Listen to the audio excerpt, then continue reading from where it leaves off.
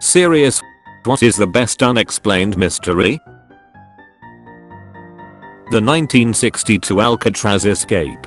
I really hope they managed to escape, even though they were criminals, because I don't think they ever injured anybody. I'm very interested in crime that requires smart thinking, and where nobody gets injured by the criminals. IRC it was deemed likely that they got swept out to sea, but the Mythbusters did prove that it was possible for them to have made it to shore.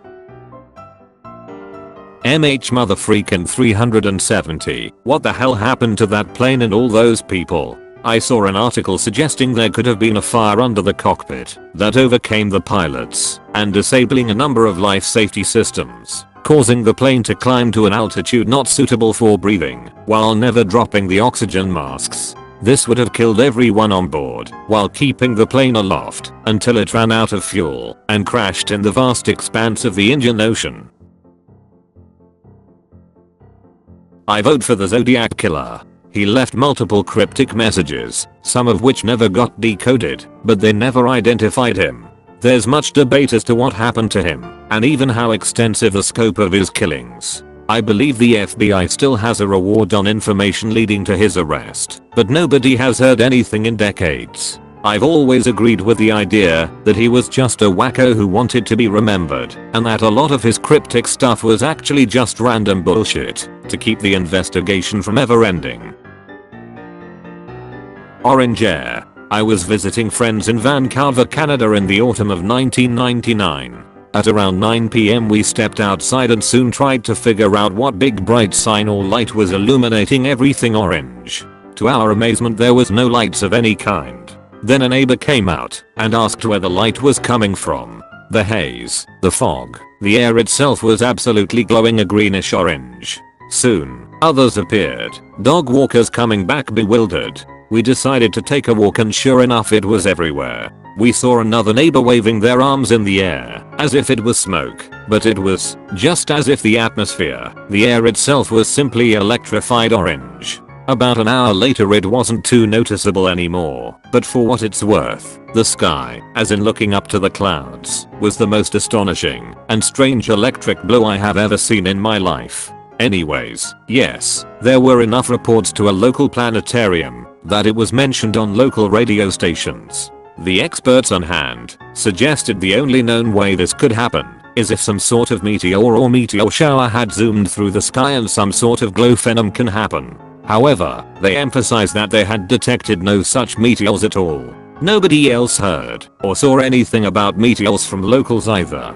To this day I have never heard any kind of explanation. I've never even heard or seen a similar experience. I don't know that I've ever found even a good hypothesis online. In going on 20 years of internet accumulation, the whole neighborhood was glowing orange. The air itself was a bright glowing hue, as if a massive orange stature light was being shined from somewhere we couldn't see. Well, for me, that's still the best unsolved mystery.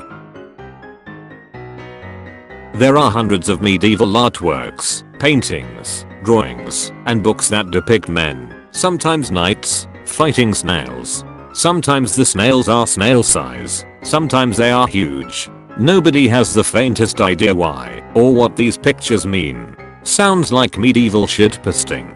Early memes. Here's one I learned about recently. In 2000, a mummy was found around Pakistan with an inscription on the sarcophagus claiming her to be the unknown daughter of the Persian king Xerxes, Rotagoon. It caused a big hubbub since it was the first apparent Persian mummy. It was fascinating because it had been mummified in traditional Egyptian fashion, complete with all the organs extracted including the brain, and I even recall something about golden resin being found inside the body. But deeper examinations revealed a lot of smaller details that didn't add up. One archaeologist remembered being contacted by a middleman about a mummy that resembled the photos, and when he'd had a piece of the sarcophagus carbon dated he found it was only 250 years old. The inscription also used a Greek form of the name instead of Persian. The bandages dated to the wrong period, and the stone pad was found to be 5 years old. And a lot of other experts noticed that the heart had been removed, which Egyptians absolutely did not do. They quickly decided she wasn't a Persian princess. But here's the freaky part. Further examination on the mummy revealed her to be a woman between 21 to 25 who died around 1996 from some sort of blunt impact, like being hit by a car. There have been a trail of suspects from it, since it was found in possession of some Pakistani and Irani dealers who were trying to sell it on the black market.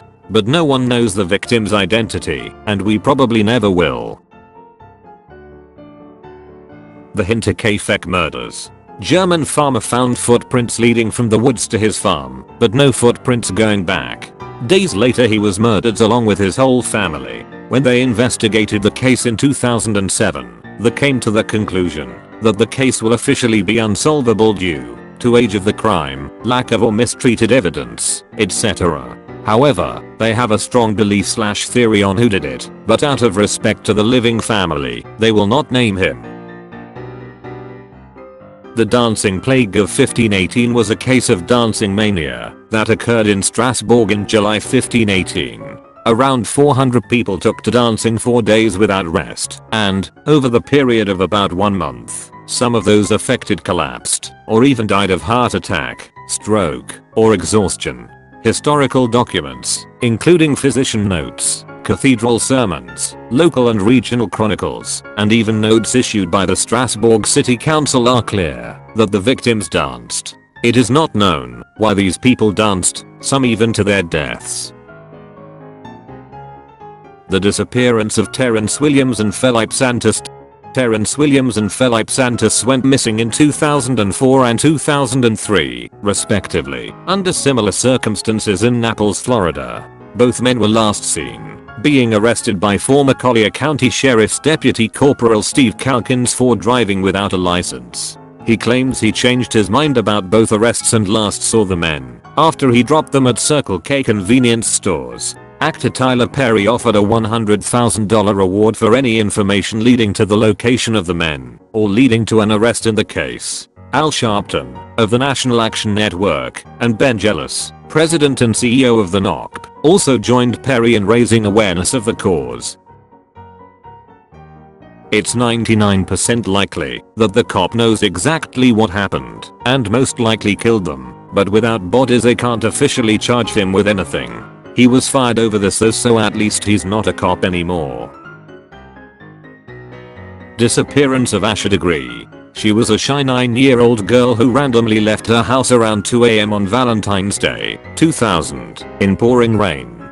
Her backpack was found later, but she never was. It's even stranger, because some of the more common explanations for child disappearances don't apply here. For example, there was no computer in her house, so she couldn't have met some stranger who lured her out. She did well in school, and she had a supportive family, so none of the typical reasons children run away. She was also extremely afraid of dogs, so it was out of character for her to go walking around alone. There were never any real clues to her disappearance, and the trail went cold basically the day it happened.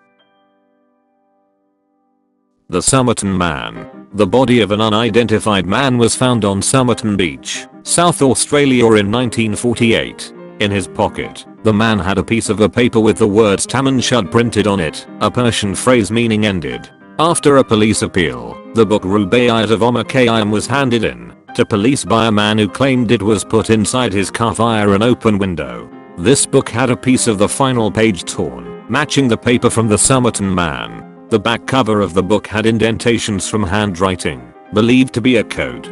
To this day the man has never been identified, nor has the code been deciphered.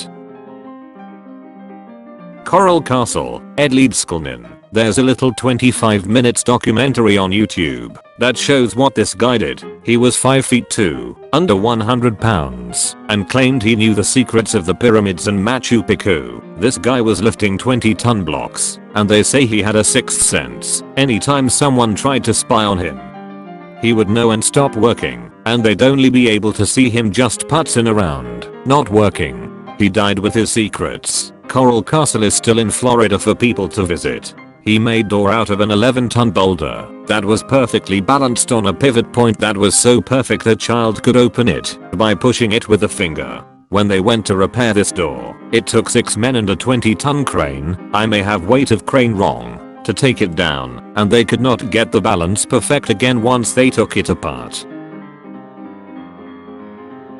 The Enigma of Caspar Hauser. I find the story of Caspar Hauser, an anonymous teenager found wandering the streets of Nuremberg in the early 19th century, fascinating. He appeared out of nowhere with no family, friends or anyone who could confirm his identity. He claimed to have been kept in almost total isolation for his whole life up until that point. His linguistic skills were severely limited, consistent with someone who had grown up with very little human contact. Rumors began to circulate that he was actually a German prince who had been swapped at birth with a dead baby to prevent his succession to the throne by scheming relatives. Rather than kill him, they locked him up in complete isolation and left there to be forgotten until somehow he was freed or managed to escape.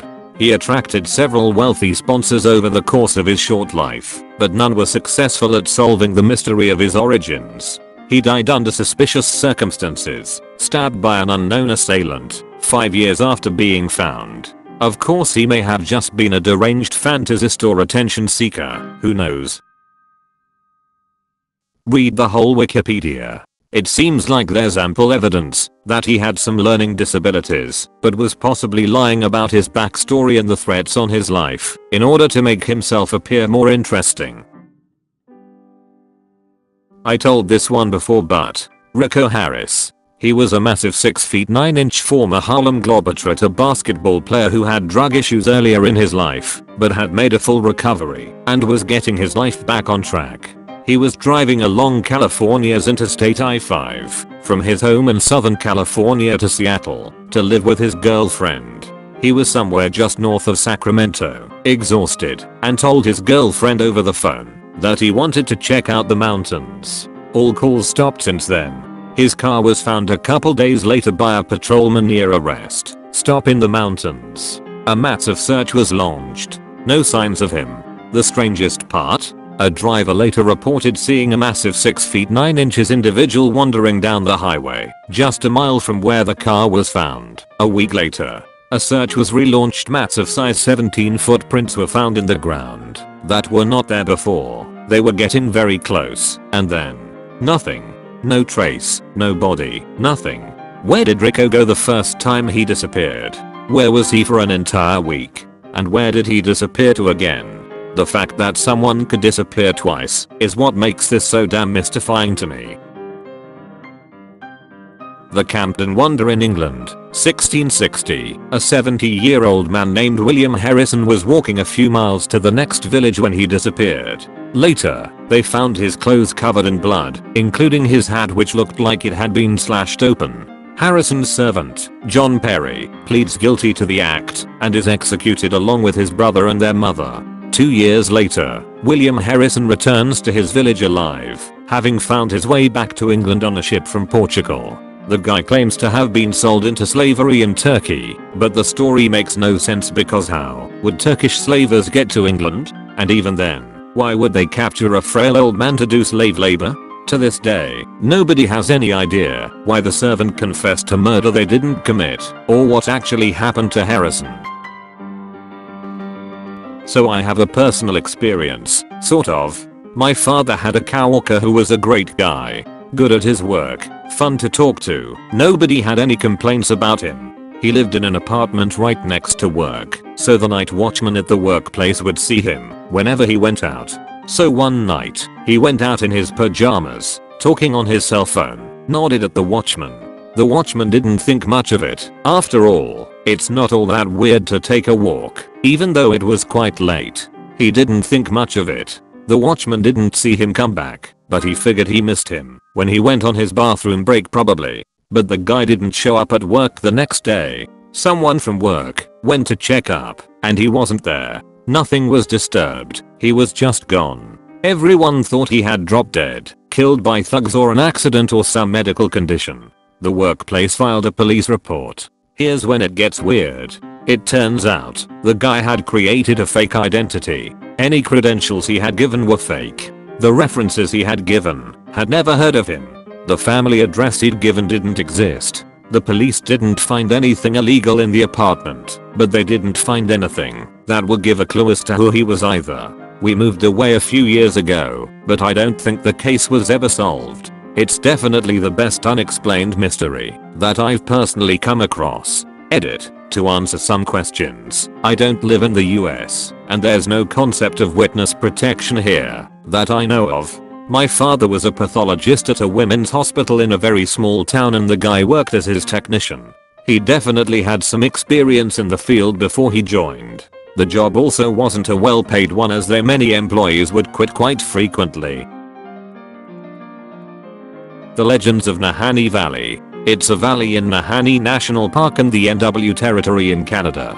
Very isolated and remote, largely unexplored. Also known as Valley of the Headless Men. Many of the tribes in the area avoided it for thousands of years, believing it was an evil haunted place, inhabited by strange beings, spirits, etc. A violent tribe called the Nahu were said to inhabit it, with large men and strange weapons.